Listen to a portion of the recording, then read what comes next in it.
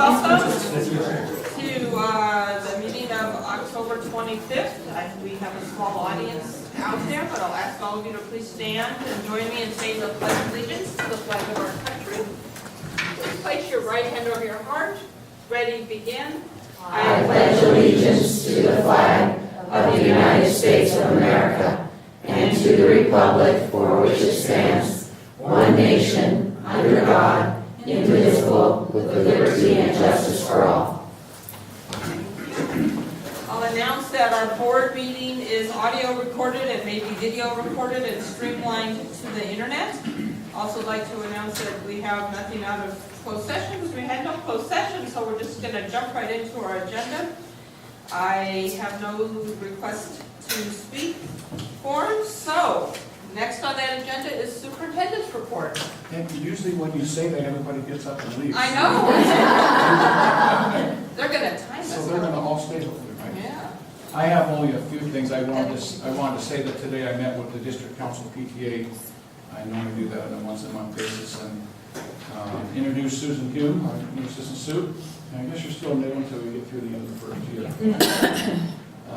But basically she did a good job of just talking briefly about the budget. In fact, there hasn't been anything new really that's happened since last spring, so we really haven't had a lot to share. But she did share what we're doing, and she did talk about the fact that we'll be starting up our budget advisory committee in December, and had an opportunity to share some of the highlights of our STAR report. I talked with them at the district council PTA meeting when we had our breakfast at the beginning of the year, but had an opportunity to share some of the highlights of what we've done as a district.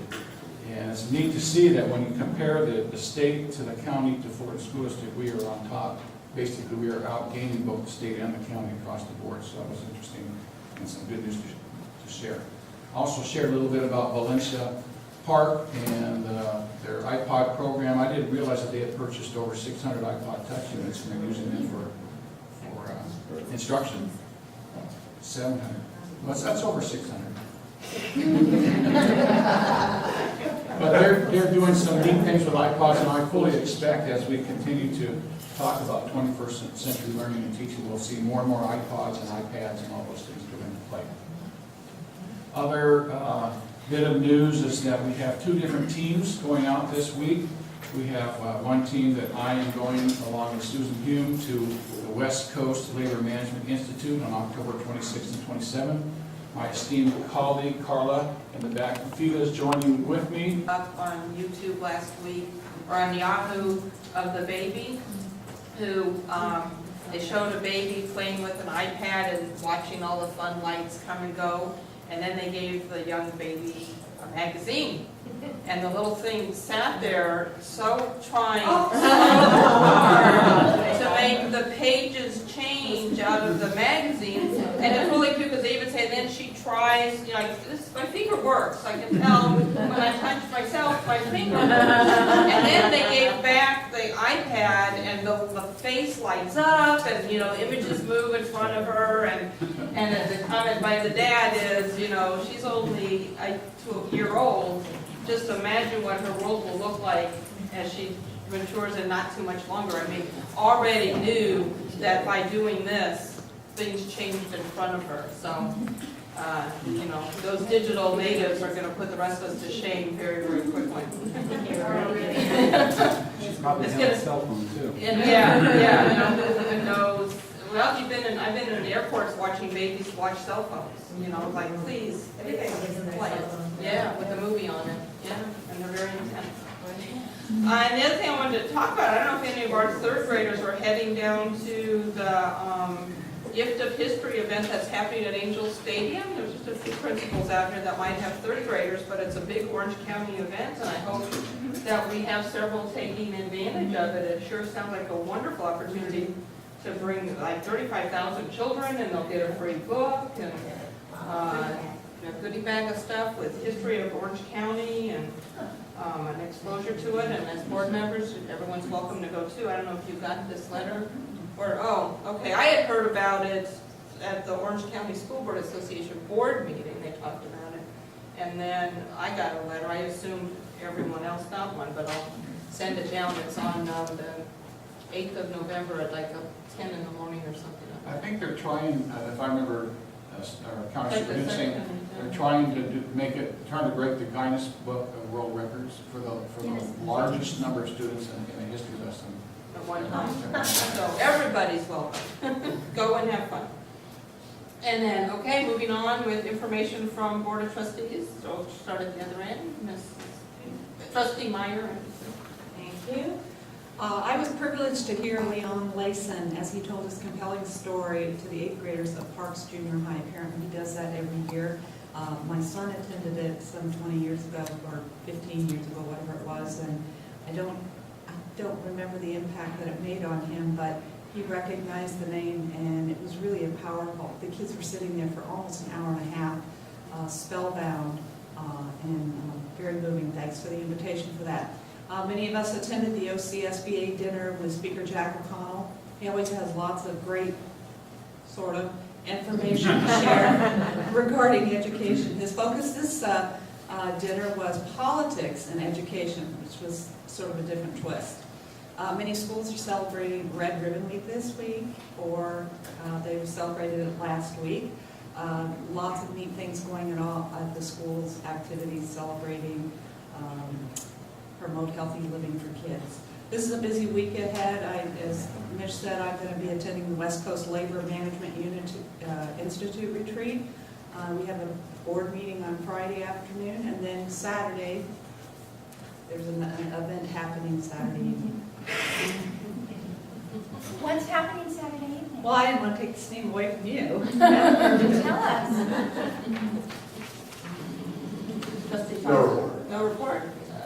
Trustee Berryman? Hang on. Yes. Thank you. Wearing my pin tonight so that I can show it off from last year.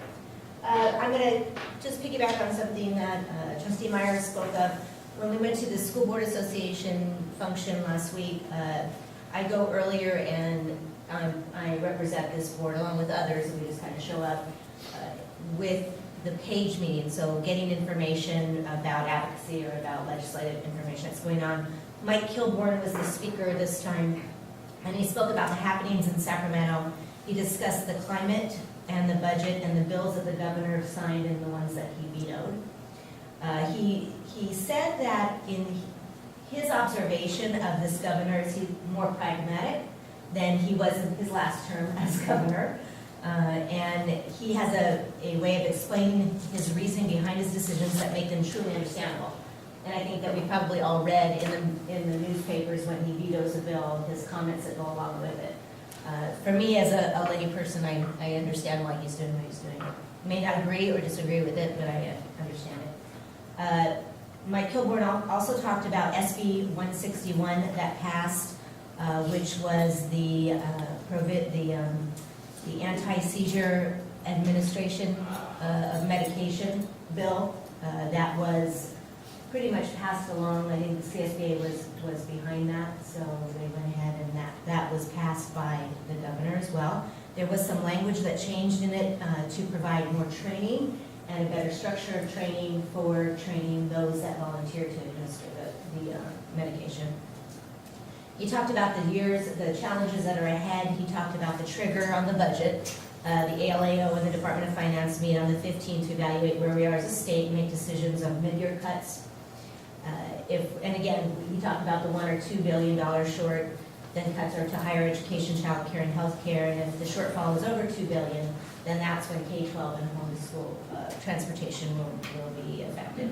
He talked about pension reform being something that's very hot this year, that he thinks that it will be addressed. Talked about some of the things that they're talking about doing with that. Talking about retirement ages. They're talking about increases over the last few years of employment, and then maybe the 401k type of program. He also talked about the GASB 45, the reporting of pension liabilities. I won't go into that. He also did mention that No Child Left Behind is up for reauthorization, and there's a bipartisan attempt. To revise the plan. And he said there's many logical changes, but it will be an ongoing effort. He did say an interesting fact about dropouts. He said that 12% of the schools represent 50% of the dropouts, which was kind of amazing when you hear it, when you just kind of hear that. Yeah, 12% of the dropout, 12% of the schools represent 50% of dropouts. Last thing he talked about was a proposal on the table to provide second reading or public hearings when moving funds from categorical funds when using flexibility. He said that might be something that's going to come up in the near future. So that was the Page meeting. You did a good job of listening. Yeah, I listened. I didn't see her take one note either, did you? Yeah, I sat right next to her. I take my job seriously, thank you very much. You did a good job. Thank you. I was able to attend I always attend the PTA council meetings, which are the fourth Tuesday of every month. And I wanted to invite the rest of the board members who are available to be out there. The high school, they have the meetings in the high school district office. So the high school district board is always there, even if they're a representation or not. So I wanted to extend this invitation so that you guys would know that these are your PTA people too. And you are invited to go. You may not be able to vote as a council person unless you're part of that delegate, but you can easily go and sit back and observe. It's not a time where we speak or do anything as a board member, but we certainly can sit there and listen to what's going on. So I just wanted to let you guys know that that's not a closed meeting, that is something that we can go to. But again, it's not an avenue for us to go and say anything. It's an avenue for us to go and listen. So you can let us know when that is. They did talk about the pupil attendance calendar, and I think that was going to be one of my things on my list, but I'll just bring it up now. The high school district has put together a pupil attendance calendar committee to talk about the high school's calendar for the upcoming years.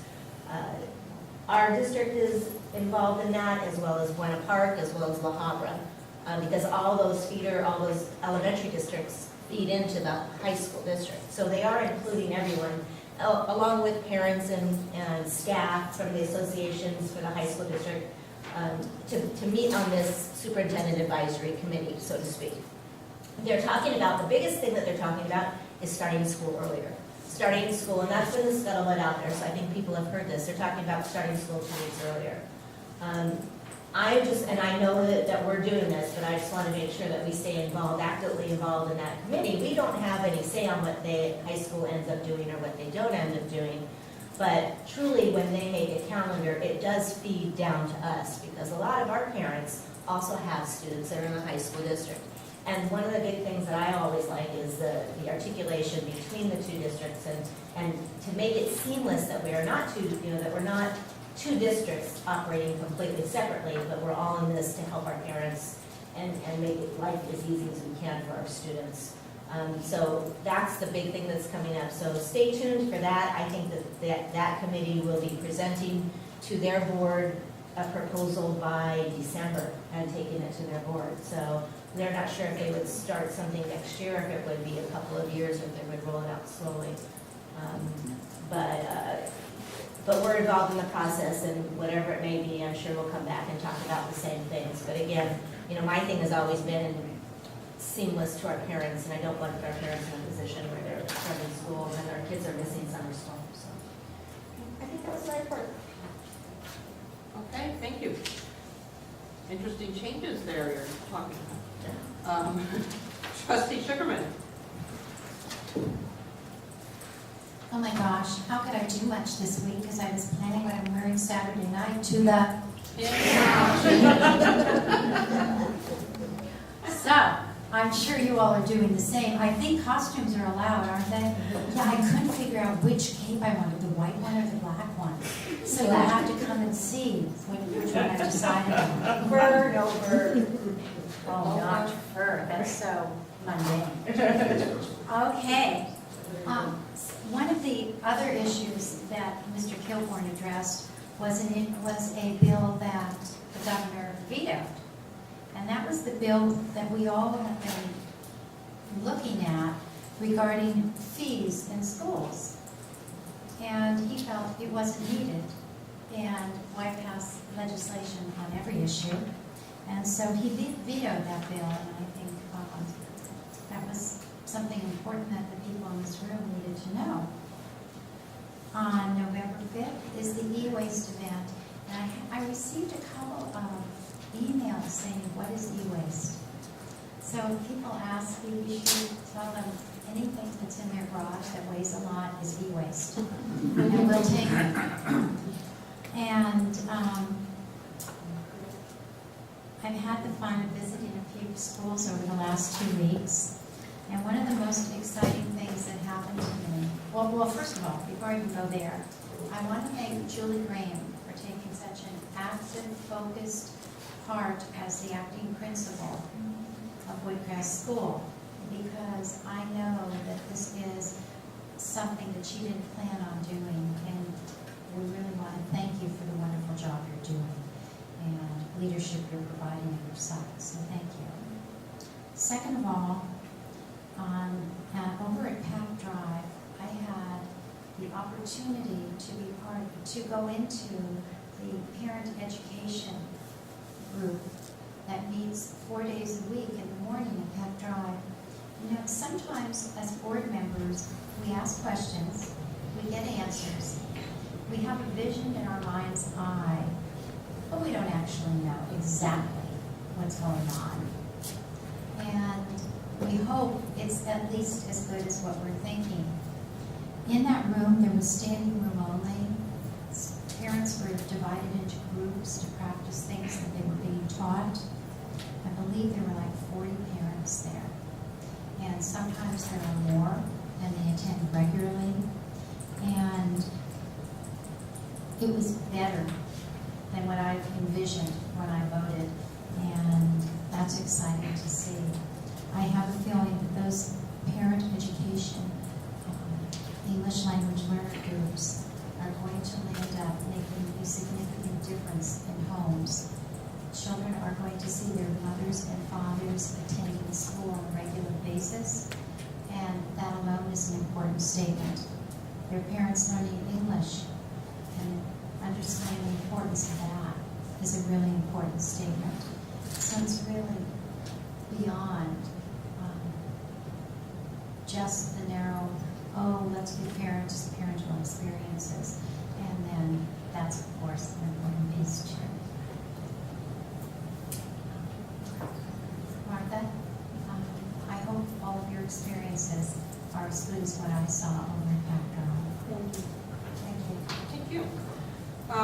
Next, information from PTA, even though quite an excellent report was given by Beverly already.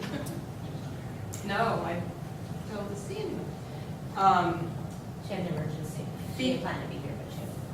FETA or FETA, it's hard to go back and forth. PTA, FETA.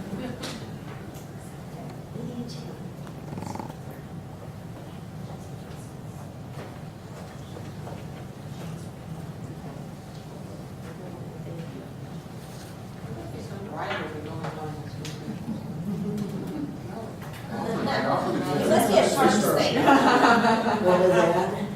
Oh, yes, my apologies, Mitch. Wrong sweatshirt, I know. This was the only school-oriented team kind of thing. It's a Red Ribbon Week thing.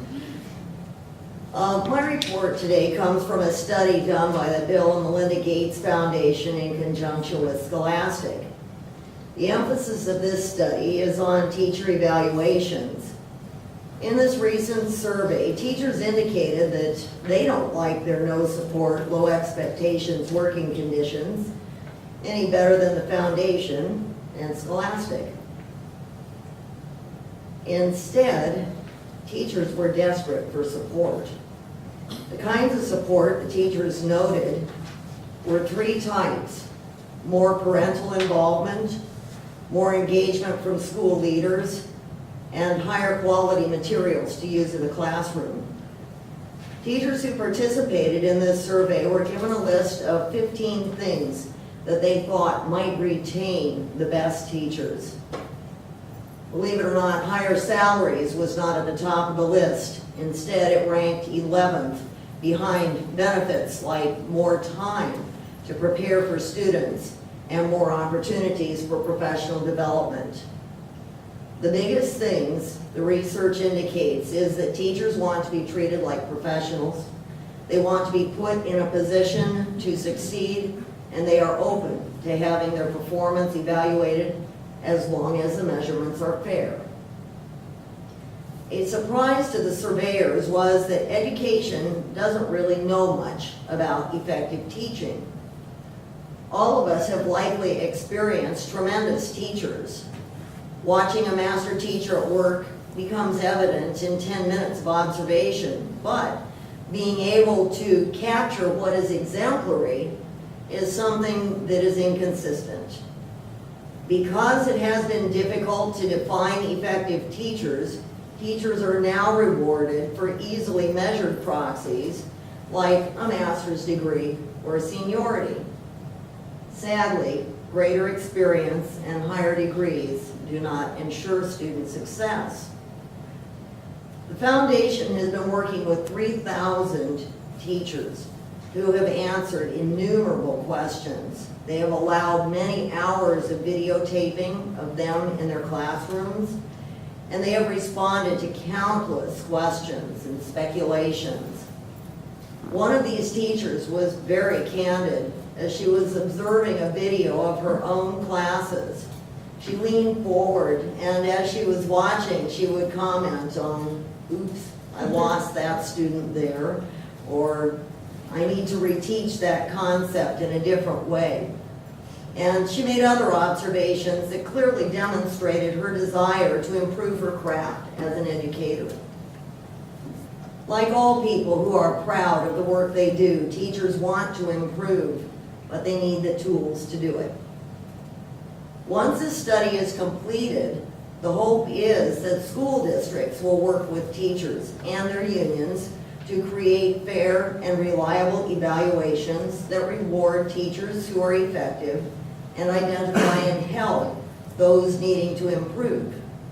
Happily, Fullerton Elementary School District has spent the last year collaborating on just that instrument, and the belief is that once the districts do have that in place, they will then have the means to provide every student with an effective teacher every year in every class. Thank you. CSCA.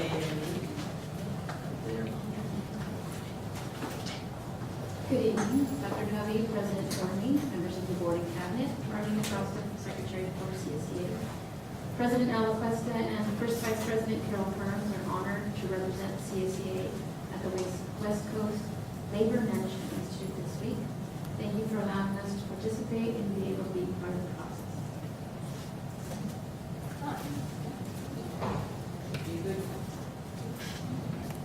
And FESMA, we don't say FESMA, we say FESMA.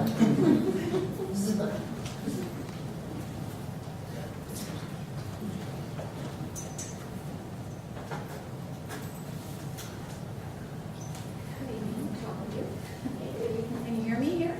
Okay. We are in the middle of doing many things. October is probably one of the busiest months for the principals. We're doing our school plans, we are meeting with our teachers, setting goals and objectives, we have parent conferences, the Safe School Plan is due, the Bullet Plan is due, and there's the pin auction too. So we're going to have some fun at the very end. We are also attending the West Coast Institute and the evaluation meetings. We're very excited to work together with that, and we look forward to working with you. And I would like to thank you all for going to the dinner and listening to such a great group. Thank you for that. And noting that most of the people in the audience probably put most of the things that are on the district activities calendar. Just remember to reference it to check what other schools might be doing. Our next item on the agenda is to approve our minutes from the regular meeting of October 11th. I would entertain a motion to approve those minutes. So much. I hear a move and second. Any discussion or changes? All in favor say aye. Aye. Aye. That carries 5-0. Our consent agenda has items 1A through 1T. I see no paperwork indicating any changes. Anyone want to pull any items? I would like you to bring up the donations, especially I'd like to point to the donations, the zillions of donations given to Parks Junior High for their music and choir program. Wow, it is exciting to see parents with so much enthusiasm and so generously supporting a program that they believe in for their students. And I always go to leadership, so I would commend the principal and the teachers of that program for instilling that spirit of their son. It's always great to see. I wanted to comment on a couple, 1G and 1H. One is talking about STEM education and one is talking about PE. So I think that as you look at the consent calendars that we have and the programs that we have, it's noted, I think it's noted that when you're talking to other districts in the county or in the state, that we truly have a program in Fullerton that not a lot of places have. We are still concentrating on STEM education, science, technology, engineering, math. We are also concentrating on building aerobic capacity and muscular strength, so we're talking about fitness. That we are really spending time and effort on training our staff to be able to go out and provide that for our students, because we do know that those things are important for our students. So I wanted to commend us on doing that. Again, with online learning, it's another thing that's there that I think that really is focusing on how we are, no matter what, still focusing on our kids and what we can do to better give our kids a program that's good for them. So thank you, guys. And Mr. Kilborn mentioned at our meeting about online learning that some of our leadership in the state still doesn't get that this is coming. Well, they think that we're going to cheat them out of money. Yeah, especially the publishers. Okay, well, the consent agenda includes the opportunity for one of our principals to go begin to explore what it will mean, what it will look like. So that will be interesting to hear what comes back from that meeting. Hearing no more discussion on any consent items, I would entertain a motion to approve items 1A through 1T. Is there a second? Second. It's been moved and seconded to approve our consent agenda. Any further discussion? All in favor, say aye. Aye. Any opposed? Those all carried 5-0. The next item is our brand new board policy number 3350, our travel expenses. Item 2A, it's an action item. Second reading, it's been presented before. I've had no comments or address from the board or changes at this point. Again, I mean, the policy itself is not very in-depth. It's the administrative regulation that gets down to the basics and the specifics of what's going to happen. Am I correct? That's correct. We already have other policies that overlap with certain portions of this for travel, etc. This one, however, covers a spot that we hadn't covered before, which was basically outlining formulas for travel, etc. Any further As I questions? said at the last meeting, I liked it. I would entertain a motion that we approve our board policy number 3350, travel expenses. So moved. It's been moved, is there a second? Second. Any further discussion? All in favor, say aye. Aye. Any opposed? That one carries 5-0. Wow, is this like a record? This may be a record, because we're at the point where I can ask if there's any information from other board members for possible future agenda items. I just wanted to bring up, that'll be the recommended agenda item, but we all, I'm guilty of it, have a habit of, it's nobody's fault, I don't think, but we inadvertently brush violating the Brown Act, in my opinion, sometimes, and I call Mitch about it. We'll ask questions about the agenda, and in interest of efficiency, Mitch or the cabinet member will answer the questions and copy everybody. Occasionally, one of us, and I think I've done this, will reply to all in response to the information. Sometimes we inject, marginal opinion, like that sounds like a good idea, that could be a neat opportunity. And I think that's it's a minor it's an unintended Brown Act violation. So I think Mitch is going to look into My thought was that he should scrub questions, and when he responds to everybody, just respond back and say something like, rewrite the questions, give generic information, and one answer might be blind copy us all, because then we could just hit reply all. You know, I've said I got these questions from a board member, so here's the factual answers to all of you, blind copy us. So if we had a follow-up question, it would only be to you, unless we proactively added other people. But to say something's a good idea that's on the agenda is sort of discussing an agenda item outside of a board meeting. So I don't think anybody's done it on purpose, but we should be cognizant of it. Let me say, as a result of our conversation, Right. I did call and talk with legal counsel, and I sent them the examples that Right. I talked about, and basically the response that we got back was, what we're doing is okay. However, it would be better if we just said, I received a question from a board member, like you sort of said, and here are the answers. There you go. Rather than Forward.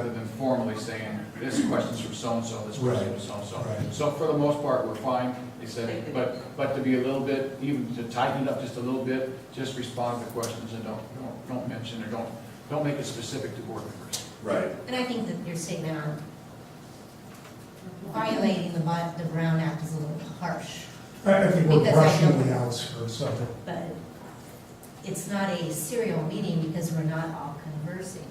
So I do understand what you're saying, and I think that Mitch's suggestion is well taken, and that's what we should do.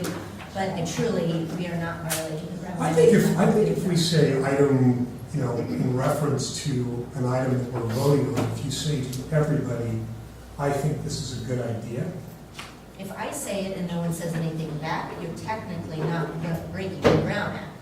If then trustee Meyer comes back and says, oh, that's a great idea, and then Hilda comes in and says, So oh, blah, blah, a blah. one direction, one It's not time. violating the Brown Act. It's when you have a serial, when you have more than one conversation. And I can read the collective communication part in my Brown Act book, because I actually did look it up. So as long as we're not stringing, and when you do something like that, you have the potential of having people comment by pushing reply and then putting in your 2 cents. But I think that we've all been very cognizant of not doing that. That when that information comes back and I know it's coming from someone, I don't then reply because I know that will get us into trouble. Well, I would say, I've probably been as bad at it as anybody, because it's my innate nature to, So we won't comment back to your, right. that's why no one should comment back. No one else. Right, that's Now, why. one of the workshops I went to last year at CSBA, they said never reply all. Just Yeah. make a practice. Right. Never reply all. And that's why I think that the information I got back from legal counsel was just reply and say, this is a question I received, and here's the answer. So if you send the questions to me, then I can get the answers back, we can do it And then. then don't start a conversation. Exactly. And then don't start a So conversation. point well taken. Okay. Our educational piece for the evening. And on that note, No, no, meetings. no. Board members request? I just said that. Oh, I feel this request. Hilda has to. Oh, okay. Okay, two requests. One, I do believe we should look into having a discussion regarding video. That's on the agenda for the November Mhm. meeting. I just wanted to Oh. go there. And on that, I'd also like us to discuss the aid maybe in having an attorney sit in perhaps at some of our meetings to help answer these type of questions. I would second that discussion. Okay. So the topic is then to have discussion as to feasibility of having an attorney sit in at our Board meeting? board meetings. Can we include that in our workshop that we have coming up? Sure. For November 3rd. I'll put it on one That's topic. good Okay. to discuss. Any other items requested from board members? Hearing none, the meeting is adjourned. Okay.